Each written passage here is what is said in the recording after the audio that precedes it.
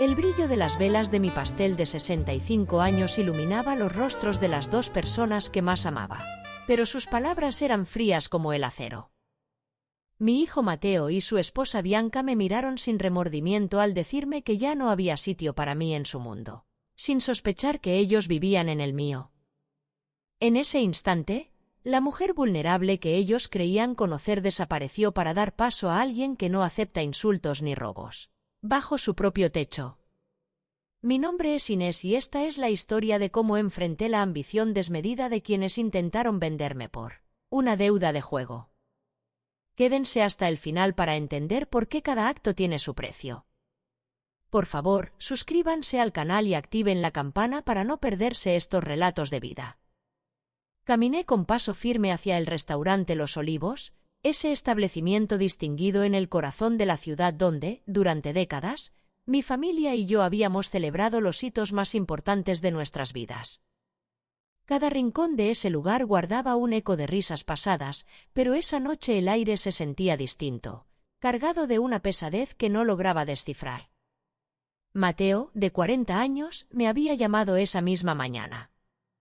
Utilizó ese tono de voz aterciopelado y dulce, la misma frecuencia que reservaba exclusivamente para cuando necesitaba obtener algo de mí.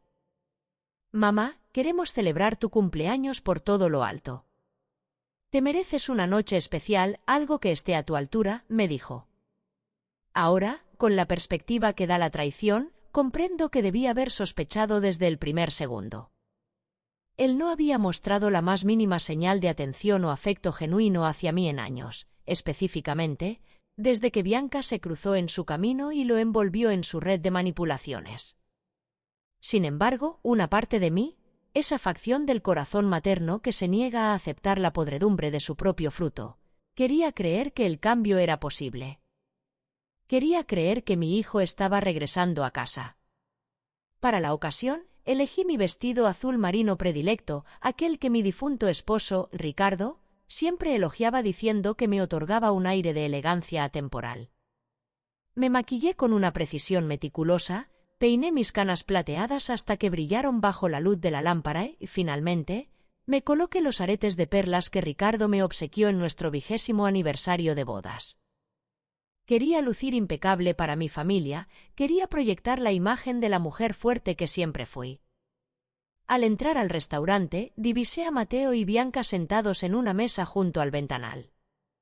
Él jugueteaba nerviosamente con su servilleta, con la mirada perdida en el mantel, evitando el contacto visual conmigo a toda costa. Bianca, en cambio, lucía radiante, casi triunfal. Vestía un rojo estridente, un color que parecía gritar su ambición, y exhibía esa sonrisa ensayada de la que yo había aprendido a desconfiar con el paso del tiempo. «¡Feliz cumpleaños, Inés!», exclamó con una voz demasiado alta, cargada de una dulzura artificial que me erizó la piel. Se acercó para darme un abrazo que resultó tan gélido y falso como su expresión. Mateo se puso en pie mecánicamente y depositó un beso frío en mi mejilla. «¡Feliz cumpleaños, mamá!», murmuró apenas. Nos acomodamos en la mesa y procedimos a ordenar la cena. Por unos instantes, la fachada de normalidad se mantuvo en pie. Conversamos sobre la humedad del clima, sobre las presiones laborales de Mateo y sobre los ostentosos planes de Bianca para redecorar la casa. Su casa, o eso creían ellos. Lo que ignoraban era que esa propiedad, el techo bajo el cual dormían, era un techo que yo misma había estado sosteniendo financieramente durante años sin que ellos tuvieran la menor idea. Fue justo después del plato principal cuando Bianca decidió que era el momento de dejar caer la máscara. Se limpió los labios con una delicadeza teatral y dejó la servilleta sobre la mesa. «Inés, Mateo y yo hemos estado conversando profundamente y creemos que ha llegado el momento de tener una charla muy seria contigo». Algo en su entonación, una mezcla de condescendencia y veneno, activó todas mis alarmas. El modo en que pronunció «Mateo y yo», como si formaran un bloque monolítico contra mí, fue revelador. Sus ojos brillaban con una malicia que ya no se molestaba en ocultar. «¿De qué quieren hablar exactamente?», pregunté con una calma que los sorprendió. Bianca intercambió una mirada cómplice con Mateo, quien asintió con un nerviosismo casi infantil. Era evidente que cada palabra que estaba por salir de sus bocas había sido ensayada frente al espejo. Bueno, prosiguió ella, consideramos que ya no es seguro para ti vivir en esa soledad. Hemos notado ciertos olvidos últimamente, descuidos que nos preocupan. ¿Olvidos? ¿A qué olvidos te refieres, Bianca? Mi mente operaba con la lucidez de un cirujano. Gestionaba mis finanzas con rigor, cocinaba, mantenía mi hogar impoluto y devoraba 3 libros a la semana. Sin embargo, opté por el silencio, permitiendo que la farsa se desarrollara hasta su conclusión lógica para ver qué tan bajo estaban dispuestos a caer. Hemos encontrado el lugar perfecto para ti, continuó Bianca, adoptando ese tono protector y vacío que se usa con los niños o con quienes se consideran inferiores. La residencia El Renacer. Es un hogar hermoso, diseñado específicamente para personas de tu edad. Un asilo, sentencié en voz baja, dejando que la palabra pesara en el aire. Una residencia de cuidados asistidos, corrigió Mateo rápidamente, recuperando por fin el habla. Mamá, compréndelo, solo buscamos lo mejor para tu bienestar. Observé a mi hijo, a este hombre que había criado con todo el amor y los recursos posibles tras la muerte de su padre hace 10 años. ¿Este era el mismo niño que buscaba refugio en mis brazos cuando las pesadillas lo acechaban? ¿El que me imploraba una historia más antes de dormir? ¿El que me juraba que yo era la mujer más bella del mundo? Ya hemos realizado todos los trámites necesarios, anunció Bianca con una sonrisa de victoria absoluta. Puedes mudarte este mismo lunes. Nosotros nos encargaremos de empacar tus pertenencias. En ese preciso instante, algo en mi interior no se rompió, sino que se endureció. La tristeza fue desplazada por una claridad gélida, casi cortante. Comencé a ver los últimos años con una precisión cristalina, la manipulación sutil de Bianca, el modo en que había aislado a Mateo de mi lado, las invitaciones que nunca llegaron, los silencios repentinos al entrar yo en una habitación. Todo encajaba en un rompecabezas de codicia y desprecio. Así que esta es mi última cena como mujer libre, comenté, manteniendo la voz nivelada, sin un ápice de temblor. Bianca sonrió, convencida de que su emboscada había tenido éxito. No lo veas de esa manera, Inés.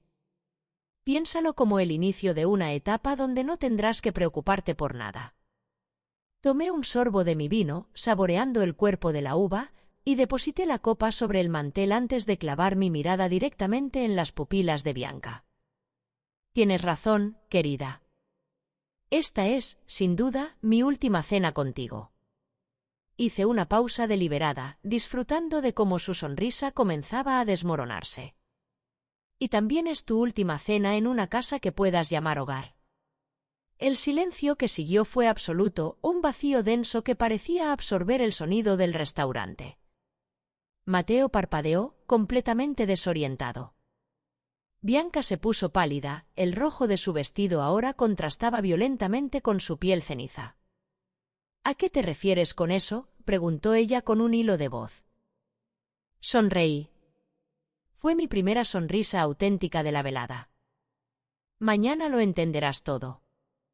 Me puse de pie, tomé mi bolso con elegancia y deposité sobre la mesa el efectivo suficiente para cubrir la cuenta entera.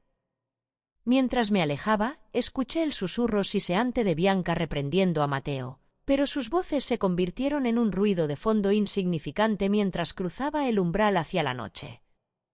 Esa noche, sentada en mi sala, rodeada de los retratos y las sombras de una vida plena, tomé el teléfono y marqué un número que conocía de memoria. Señor Valdés, dije cuando mi abogado atendió la llamada, soy Inés. Necesito que nos reunamos mañana a primera hora. Es momento de que mi familia conozca la realidad sobre mi patrimonio. Colgué y me serví una última copa de vino. Al amanecer, Bianca y Mateo descubrirían que la mujer que pretendían encerrar por confusión era, en realidad, la dueña absoluta de sus vidas materiales. El sábado amaneció con un cielo despejado pero con un frío cortante. Me levanté temprano, siguiendo mi disciplina de siempre, y preparé café cargado. Mientras esperaba al señor Valdés, revisé los folios que detallaban la verdadera extensión de mis propiedades. Ricardo y yo siempre fuimos más astutos de lo que nuestro entorno suponía. Mientras ellos veían a una viuda jubilada que vivía de una pensión modesta, yo había estado invirtiendo con frialdad y estrategia en bienes raíces por todo Veracruz y más allá.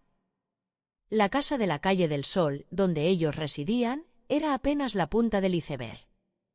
El señor Valdés llegó a las 9 en punto, con la puntualidad que lo caracterizaba.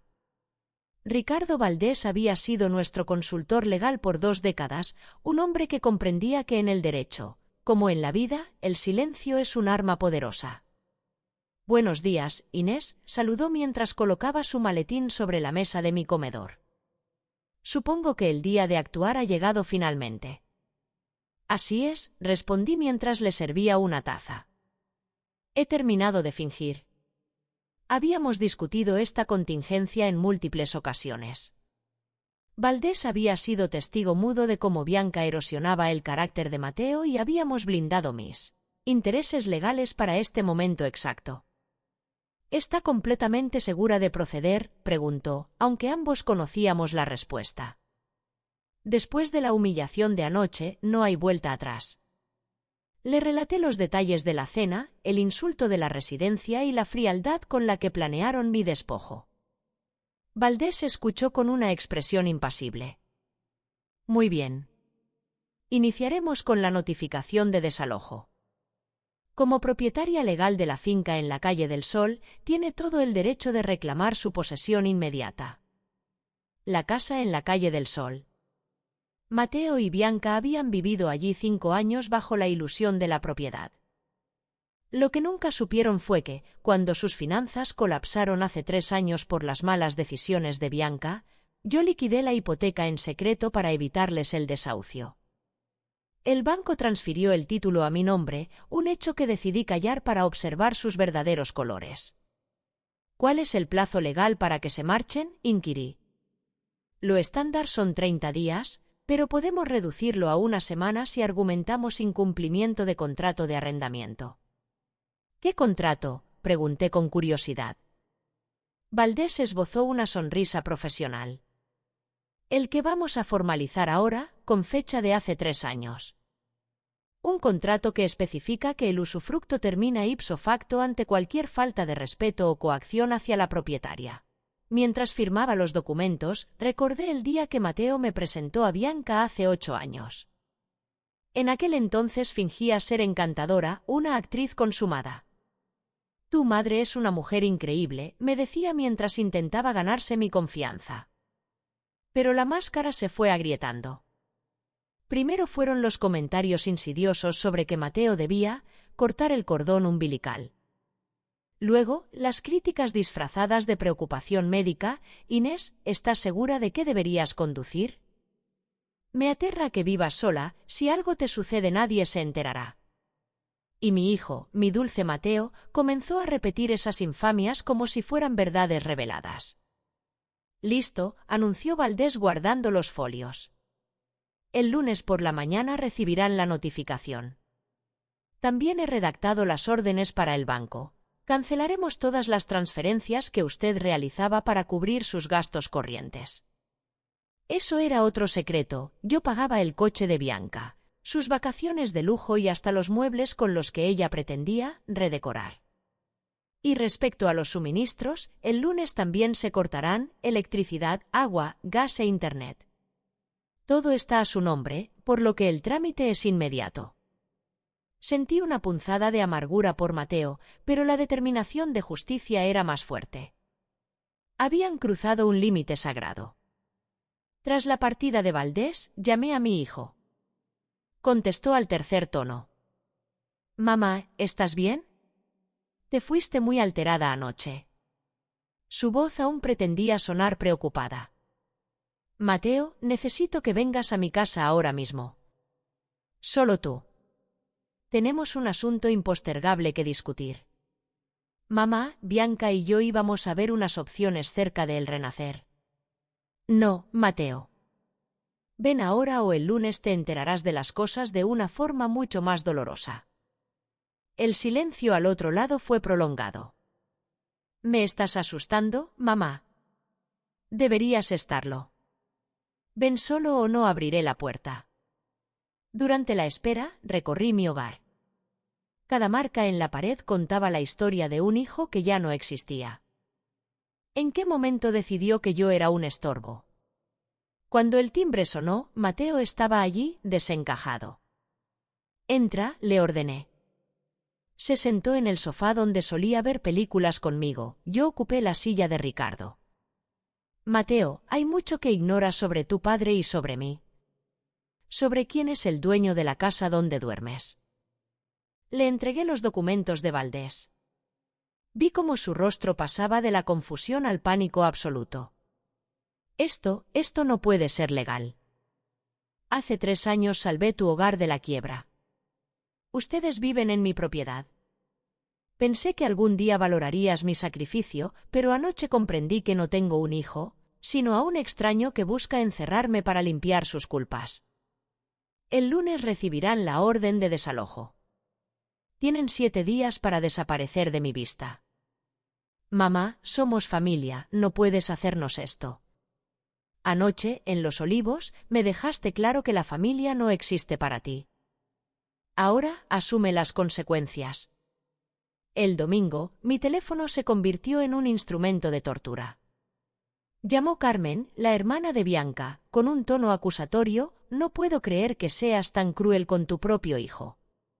Luego la madre de Bianca, un primo lejano y hasta la mejor amiga de mi nuera. La narrativa de Bianca era clara: yo me había vuelto senil y peligrosa.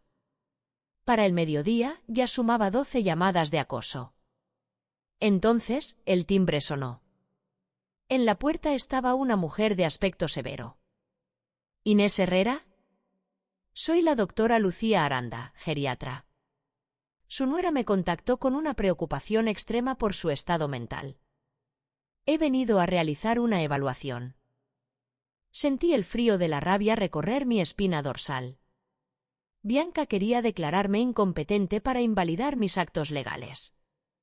Doctora Aranda, dije con una firmeza que la hizo retroceder un paso, no he solicitado sus servicios.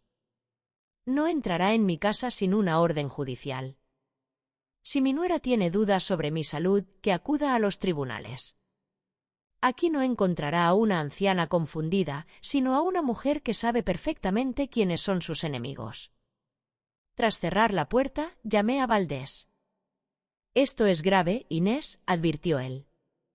Si Bianca convence a Mateo de testificar que has perdido la razón, podrían intentar impugnar la propiedad. El corazón se me oprimió. Mi propio hijo, el niño que yo protegí de sus pesadillas, estaba siendo reclutado para convertirse en mi verdugo legal. Esto no es venganza, es consecuencia. Por favor, si quieren saber cómo termina esta lucha por la dignidad, suscríbanse al canal y activen la campana. Su apoyo es fundamental para que estas historias de justicia salgan a la luz. ¿Qué puedo hacer ante esto, Eduardo? Pregunté, sintiendo que el aire en la habitación se volvía denso. Necesitamos actuar con una velocidad que ellos no esperen. Necesitamos blindarte legalmente, Inés, respondió el señor Valdés con su tono profesional y sereno. Requerimos documentación médica incontestable que certifique tu plena competencia mental. Si intentan impugnar tus decisiones, la ciencia será nuestro escudo. Esa misma tarde, Eduardo coordinó una cita de emergencia con el doctor Castillo, quien ha sido mi médico de cabecera durante los últimos 15 años y conoce cada latido de mi corazón. No nos detuvimos ahí. También programamos una evaluación con un neuropsicólogo de prestigio para realizar un examen cognitivo exhaustivo. Quería que cada neurona de mi cerebro fuera analizada y validada. Mientras me preparaba para estas pruebas, mi teléfono no dejaba de vibrar, convirtiéndose en una extensión de la hostilidad que me rodeaba. Las llamadas caían como granizo, familiares lejanos con los que no hablaba en décadas, vecinos a los que Bianca había manipulado con historias de terror, e incluso antiguas colegas de la escuela primaria donde ejercí como maestra antes de jubilarme. Pero el golpe más lacerante fue la llamada de mi hermana Beatriz. Ella vive en Chihuahua y su voz, usualmente firme, sonaba fracturada por la duda. Inés susurró. Mateo me llamó anoche. Estaba llorando. Me dijo que estás actuando de una forma errática, que los echaste de su casa sin motivo alguno, en medio de la noche. ¿Su casa, Beatriz? Repetí y mi voz sonó como el crujir de un cristal bajo el hielo. ¿Realmente crees que esa es su casa? Bueno, es donde viven. Ana Luisa, ¿es necesario ser tan drástica? Son tu propia sangre, tu familia. Dime una cosa, hermana, ¿tú crees sinceramente que yo perdería el juicio de la noche a la mañana? ¿Que mi lucidez se esfumaría sin dejar rastro? No, claro que no, pero el paso de los años a veces nos juega malas pasadas. Tengo 65 años, Beatriz. ¿Los mismos que tú? Esa frase instaló un silencio pesado en la línea. Dejó de verme como una anciana confundida para recordarme como su par. Escucha bien, continué con voz firme. Te voy a enviar un correo electrónico ahora mismo. Quiero que revises la evidencia antes de que te atrevas a juzgarme. Esa noche, con una precisión meticulosa, organicé un paquete digital de información, copias de las escrituras de las propiedades a mi nombre, estados de cuenta que mostraban los miles de pesos que había transferido para cubrir las deudas de Mateo y Bianca, y lo más importante, las grabaciones de audio que había capturado secretamente con mi teléfono. Eran registros donde la voz de Bianca goteaba veneno, donde me trataba como a un estorbo y revelaba su desprecio. Envié ese paquete no solo a Beatriz, sino a los pilares de la familia. Quería que la verdad fuera un antídoto contra el veneno que mi nuera estaba esparciendo. El lunes por la mañana llegó con una luz pálida y fría. A las 7 en punto, el teléfono chilló. Era Mateo, y su voz era un torbellino de pánico. «Mamá, hay un hombre en la puerta con documentos legales. Dice que tenemos una semana para dejar la casa». Exacto, respondí, saboreando el café negro en mi cocina.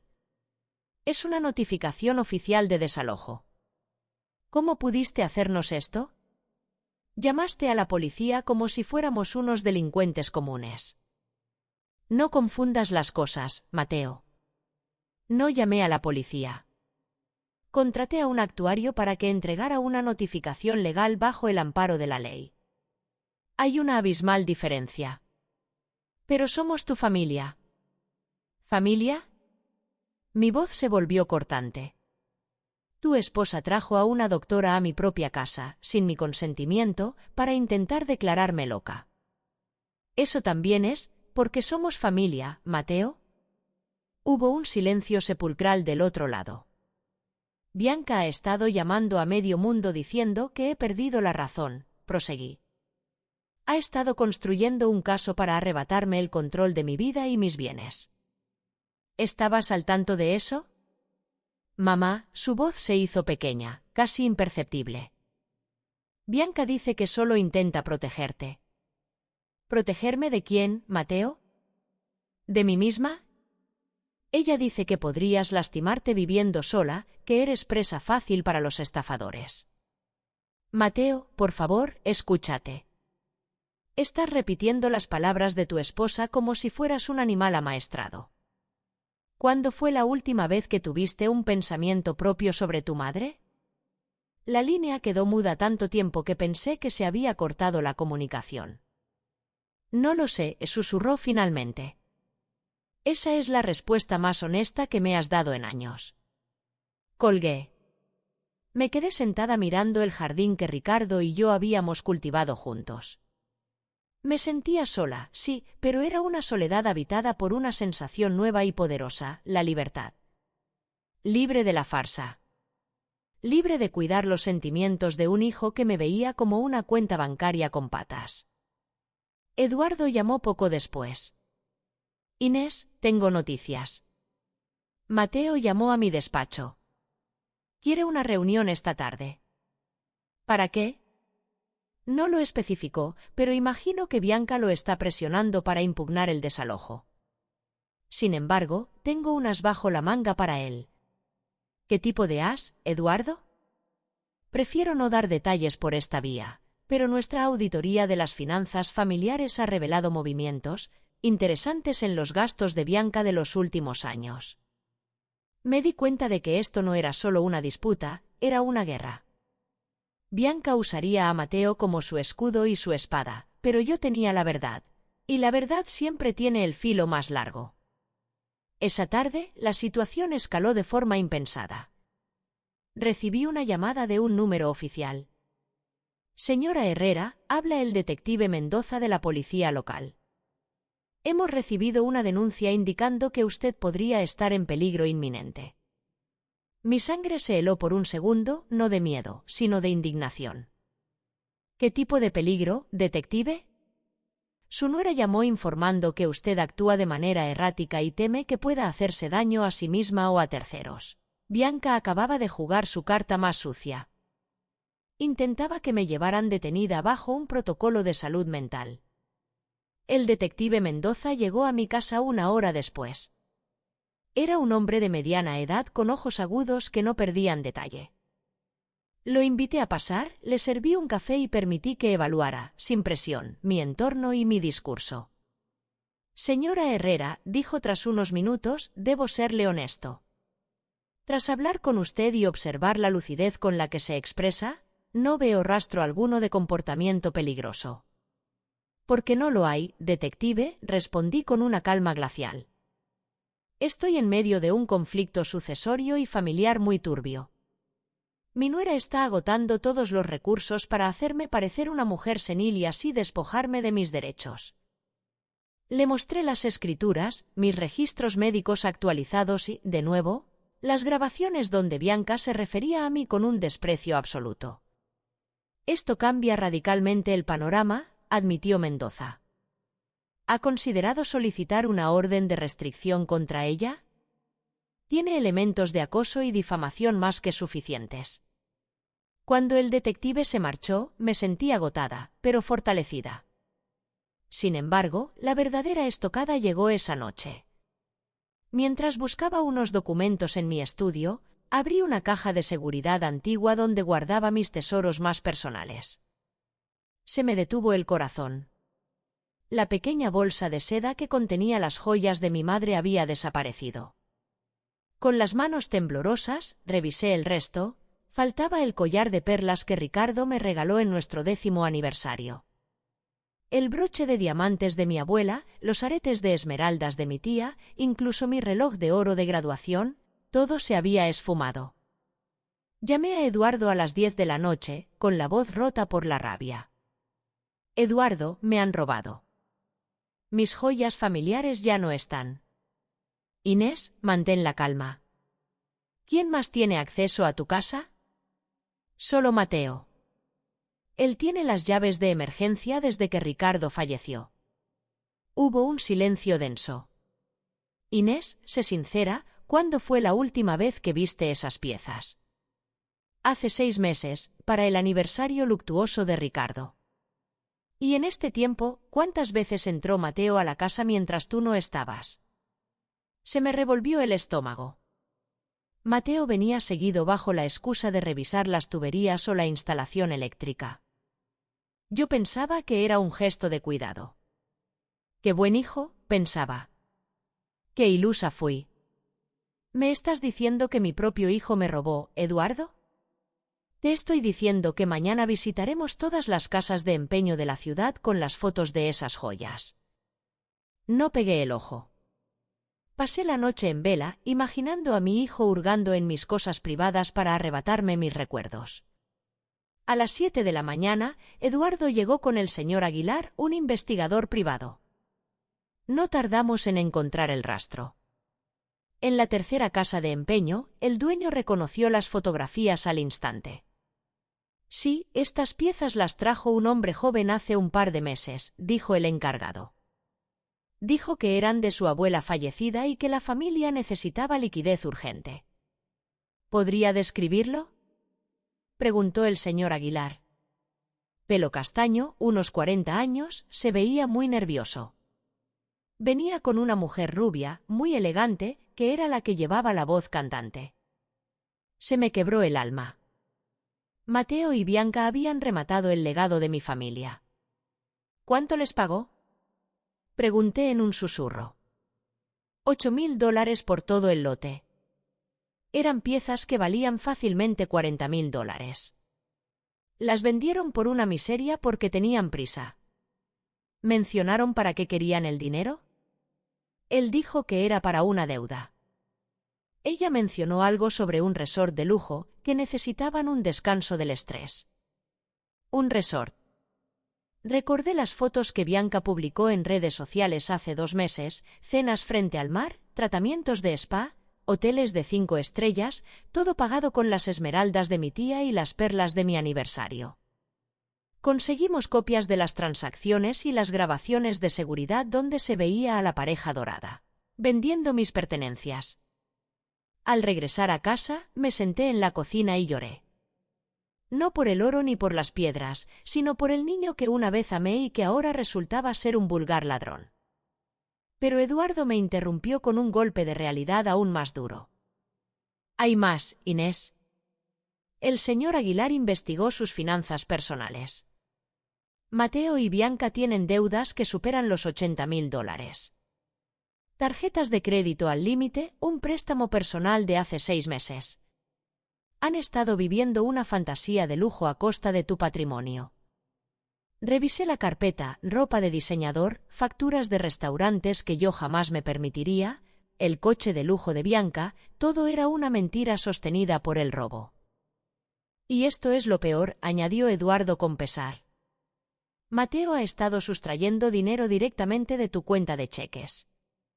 ¿Cómo se quedó como beneficiario con acceso tras tu hospitalización por neumonía? El banco nunca revocó el permiso. Ha sacado cerca de $5.000 en pequeñas cantidades durante el último año. Me puse de pie, sintiendo una frialdad absoluta recorriéndome. Eduardo, quiero presentar cargos por robo agravado. ¿Estás segura? Una vez que la policía actúe, esto llegará hasta las últimas consecuencias. Mateo podría terminar en prisión. Mi hijo murió hace mucho tiempo, sentencié. El hombre que vendió las joyas de su abuela para irse de vacaciones es un criminal. Y los criminales deben enfrentar la justicia. Esa noche, Mateo llamó de nuevo, su voz ya no era prepotente, sino desesperada. Mamá, por favor, tenemos que hablar. Bianca dice que puede explicarlo todo. Jason, lo llamé por su nombre de nacimiento, marcando una distancia glacial, encontré las joyas. Bueno, encontré dónde las vendieron. Tengo los vídeos, los recibos y tu confesión ante el prestamista. Hubo un silencio absoluto. ¿Cómo supiste lo del dinero de la cuenta? Preguntó con un hilo de voz. Porque no soy la anciana que tú y tu esposa diseñaron en su imaginación. Soy una mujer lúcida que sabe cuándo le están metiendo la mano en el bolsillo. Mañana presentaré la denuncia formal. Te sugiero que busques un abogado que no sea el mío. El miércoles a las 6:30 de la mañana, unos golpes violentos sacudieron mi puerta. Era Bianca. Estaba irreconocible, el cabello revuelto, el maquillaje corrido y la mirada desorbitada. Inés, abre la maldita puerta. No puedes destruir a tu propia familia de esta manera. No abrí. Hable a través de la madera. Vete de mi propiedad, Bianca. Ya llamé a la policía. 15 minutos después, una patrulla llegó. El oficial Rodríguez habló con ella mientras ella gesticulaba hacia mi casa como una posesa. Cuando el oficial tocó a mi puerta, le entregué las carpetas que Eduardo me había preparado.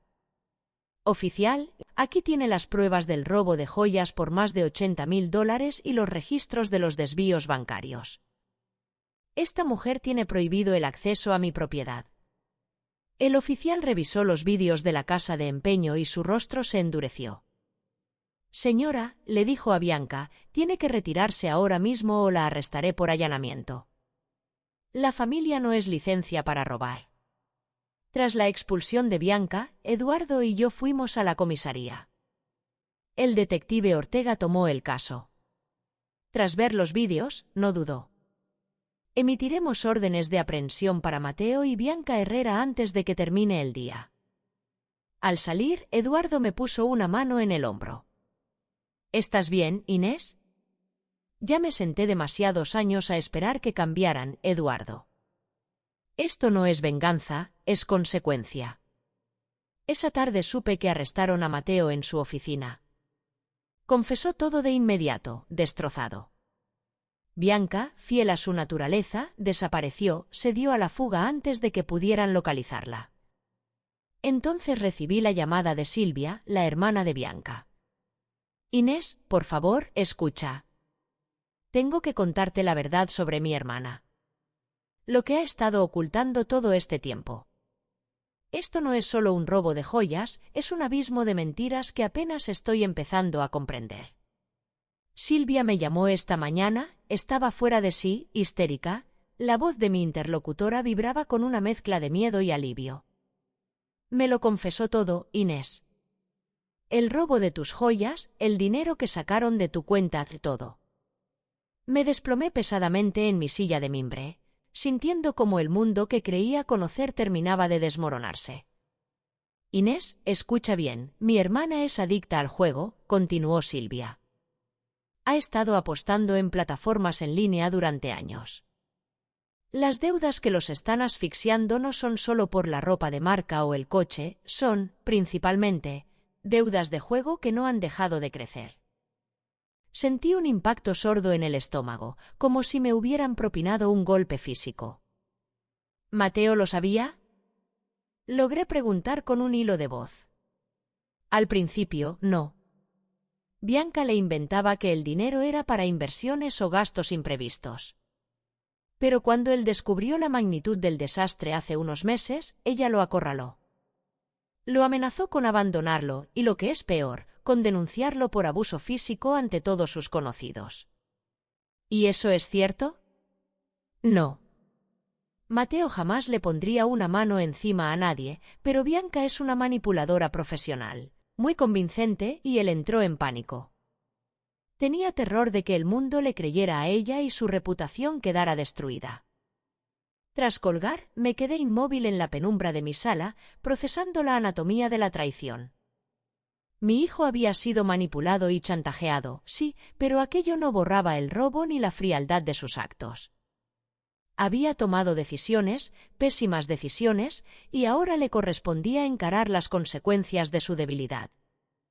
Esa misma noche, impulsada por una necesidad de cierre, decidí visitar a Mateo en la cárcel del condado, un lugar cuyas paredes exudan una tristeza gélida y gris. Mateo lucía un aspecto deplorable cuando los guardias lo condujeron a la sala de visitas. Tenía ojeras que parecían surcos de carbón, había perdido peso de forma alarmante y el uniforme de recluso le quedaba excesivamente grande, acentuando su derrota. Nos sentamos frente a frente, con una mesa de metal frío como única frontera. El silencio se prolongó durante minutos que parecieron siglos. Mamá, dijo finalmente con la voz quebrada, lo siento tanto, de verdad. Dime la verdad, Mateo. Toda la verdad, sin omisiones. Y entonces, el dique se rompió. Me relató el calvario de las deudas de Bianca, cómo ella inició apostando cantidades insignificantes en el celular hasta escalar a pérdidas de miles de dólares semanales. Me habló del terror que sentía ante sus amenazas, de cómo ella lo persuadió de que, si no la ayudaba, ambos terminarían en la ruina y él perdería su honor. Pero, mamá, te lo juro por mi vida, nunca quise robarte, sollozó. Cada vez que tomaba algo de tu caja o de tu cuenta, me engañaba a mí mismo pensando que te lo devolvería, que encontraría la forma de reponerlo antes de que te dieras cuenta. Mateo, te llevaste las joyas de tu abuela. Esas piezas que eran el legado para tus propios hijos algún día. Lo sé, las lágrimas surcaban su rostro sin control. Lo sé y me desprecio por ello cada segundo que paso aquí encerrado. ¿Y el dinero de mi cuenta bancaria? Bianca decía que era solo un préstamo temporal, que cuando ella ganara el premio gordo nos devolvería todo y más. Lo miré fijamente a los ojos, buscando algún rastro del niño que yo había criado con valores y principios. Mateo, ¿en algún momento de este descenso al abismo pensaste en venir a hablar conmigo? Quise hacerlo 1000 veces, mamá. Pero Bianca decía que nos juzgarías con dureza, que nos cortarías cualquier apoyo si sabías de sus problemas. Así que decidieron cortarme a mí primero, sentencié con una lucidez implacable. Mateo bajó la cabeza, incapaz de sostener mi mirada. Lo del asilo, esa fue idea de ella. Bianca decía que si estabas en el Renacer, podríamos vender tu casa de la Calle del Sol para saldar las deudas urgentes. Decía que estarías mejor cuidada y que nosotros tendríamos un nuevo comienzo. ¿Y tú estuviste de acuerdo con ese plan? No al principio, pero ella siguió insistiendo, repitiendo que era lo mejor para todos. Y yo, su voz se fracturó en un gemido, fui tan cobarde que dejé que me convenciera. El silencio volvió a instalarse entre nosotros, pesado y definitivo. Finalmente, Mateo levantó la vista, implorante. «Mamá, ¿podrás perdonarme alguna vez?» Esa era la pregunta que había estado evitando en mi fuero interno. Miré a ese hombre de 40 años que había permitido que la codicia y la debilidad lo despojaran de su integridad. «Mateo, te amo.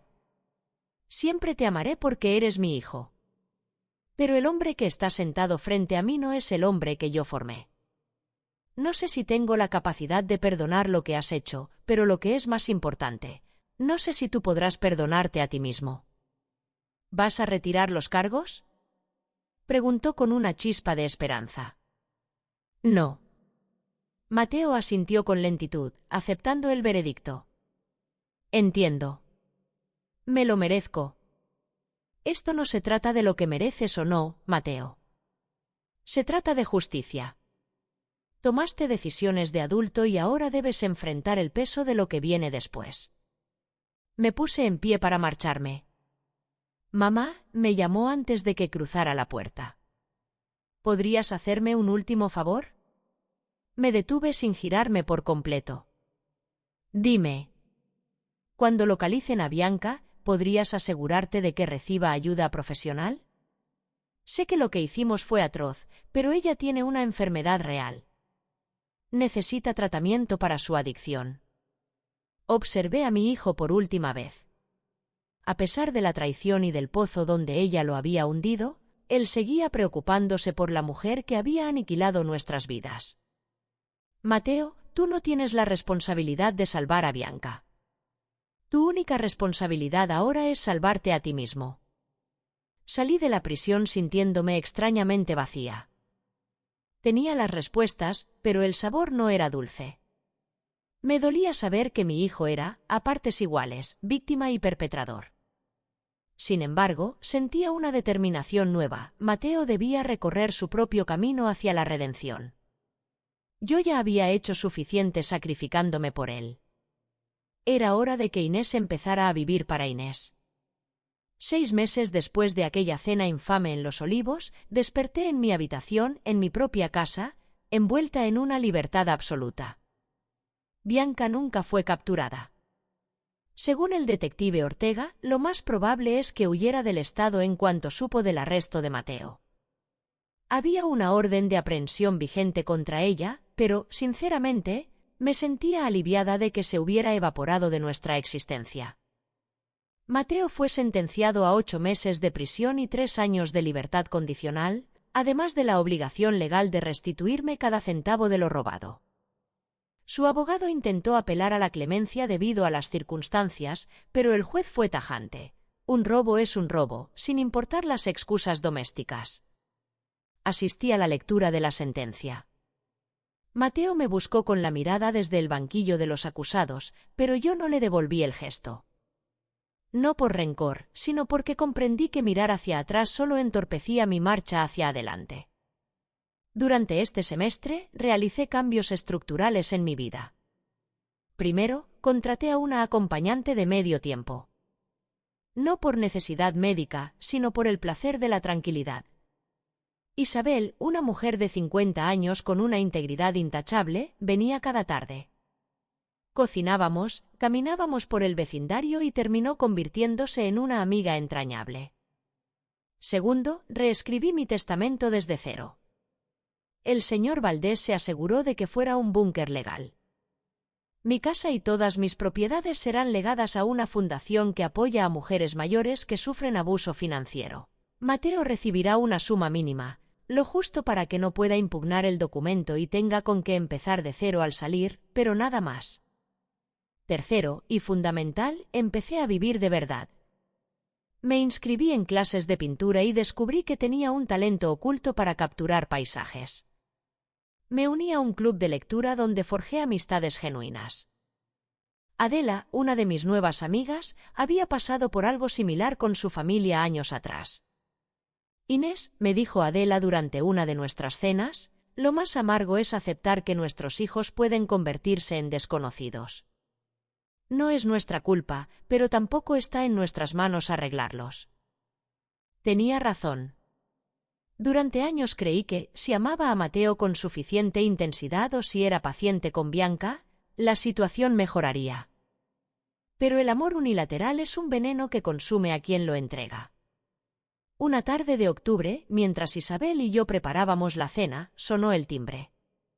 Por la mirilla había una mujer joven que no conocía. Señora Herrera, soy Sofía Castro, trabajadora social del centro correccional. ¿Podría hablar con usted sobre Mateo? La invité a pasar, manteniendo mi guardia en alto. Señora Herrera, Mateo ha estado en nuestro programa de rehabilitación los últimos 4 meses. Su progreso ha sido excepcional. Me complace escucharlo, respondí con neutralidad. Él desea escribirle una carta, pero por protocolo requiere su consentimiento para enviarla. ¿Estaría dispuesta a recibirla? Lo medité unos instantes. Accedí. La carta llegó una semana después. Eran 5 páginas escritas con una caligrafía cuidadosa, donde cada palabra parecía haber sido sopesada. Querida mamá, sé que no tengo derecho a pedir tu perdón. Sé que traicioné tu confianza de la forma más vil posible. Durante estos meses he tenido tiempo de sobra para analizar al hombre en el que me convertí. No escribo esto esperando que cambies tu testamento ni que me abras la puerta de inmediato. Escribo porque necesito que sepas que finalmente entiendo la gravedad de mi pecado. No solo robé joyas, robé tu seguridad, tu paz y tu derecho a envejecer con dignidad. He aprendido en terapia sobre mi codependencia y cómo permití que la adicción de Bianca me consumiera, pero entiendo que nada de eso justifica mis actos. Cuando salga en 2 meses, me mudaré a Colorado para empezar de nuevo. He aceptado un empleo en una organización que ayuda a familias con problemas de adicción. Mamá, lamento haber tardado tanto en darme cuenta de que tú siempre fuiste mi heroína. Con respeto, Mateo. Pédese que nunca recuperaré las perlas de la abuela, pero conservo las fotos del álbum familiar para recordarlas. Guardé la carta en mi escritorio. No iba a responder, al menos no por ahora. Pero me reconfortó saber que Mateo estaba asumiendo la responsabilidad de su propia vida. Poco después, mi hermana Beatriz vino a visitarme. Fue nuestro primer encuentro físico desde que estalló el conflicto. «Te ves radiante, Inés», me dijo al abrazarme. «Te ves libre». Tenía razón. Ya no cargaba con el peso de la culpa ajena. Durante su estancia, fuimos a cenar a Los Olivos, el mismo lugar donde todo comenzó. ¿No te trae malos recuerdos este sitio?, preguntó Beatriz. Al contrario, respondí, me recuerda el momento exacto en el que decidí que mi dignidad no estaba a la venta. Esa noche, el gerente del restaurante se acercó a nuestra mesa con respeto. «Disculpe, señora Herrera. Quería decirle que mi personal aún comenta la entereza con la que usted manejó aquella situación hace meses. Fue una lección de dignidad para todos nosotros». Beatriz y yo rompimos a reír tras su partida.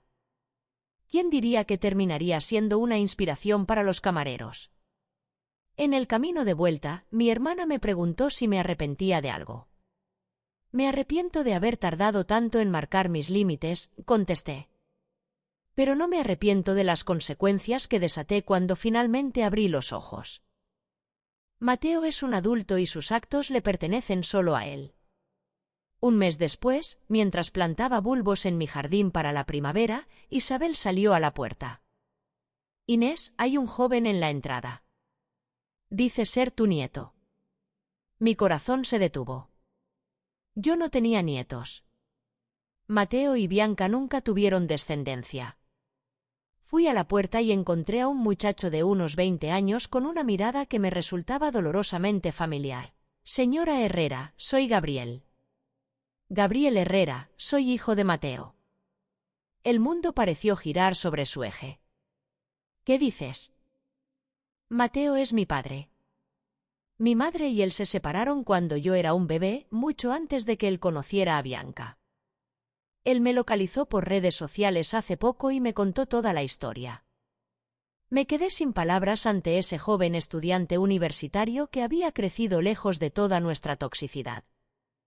Gabriel se convirtió en una presencia constante en mis domingos. Era inteligente, respetuoso y aportaba una luz nueva a mi hogar. No justificaba a su padre, pero tampoco lo odiaba. «Abuela», me dijo una tarde, «creo que papá finalmente está aprendiendo quién quiere ser en realidad. No sé si el tiempo sanará todas las heridas, pero por primera vez en décadas, tengo esperanza». Al cumplirse un año de aquella cena desastrosa, mi vida es plena. Tengo amigos leales, mi arte, mi nieto y la paz absoluta de saber que nadie volverá a faltarme al respeto. Mateo vive en Colorado y me envía una postal cada mes, respeta mis límites, y eso es un buen comienzo. Bianca sigue siendo un fantasma del pasado. Una noche, frente al retrato de Ricardo, le hablé a su sonrisa. Finalmente aprendí la lección. Merezco ser tratada con honor. Esto no es venganza, es consecuencia. Mi nombre es Inés, tengo 66 años y, por fin, soy dueña de mi propio destino.